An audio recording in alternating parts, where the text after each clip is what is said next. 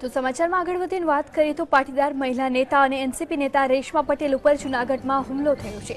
રેશમા પટેલે ચૂંટણી પ્રચાર અર્થે વંથલી ગયા હતા, જ્યાં ચૂંટણી પ્રચાર ન કરવા બાબતે ધમકી આપવામાં આવી હતી અને હુમલો કરવા આક્ષેપ થયો છે।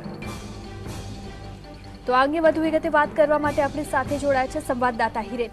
હિરેન, માહિતી સામે આવી રહી છે કે રેશમા પટેલ ઉપર હુમલો કરવામાં આવ્યો છે, શું છે સમગ્ર વિગત?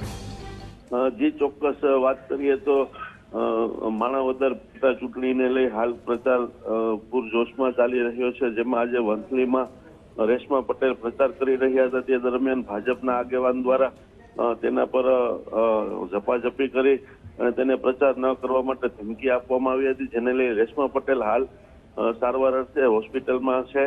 અને સામે પક્ષે ભાજપ દ્વારા પણ આક્ષેપ કરવામાં આવ્યો છે કે રેશમા પટેલના માણસો દ્વારા પોતાને દબાવવા માટે અને પ્રચાર ન કરવા માટે ધમકી આપવામાં આવી છે। હાલ બંને પક્ષ તરફથી પોલીસ ફરિયાદ દાખલ થાય તેવી શક્યતાઓ જોવાઈ રહી છે।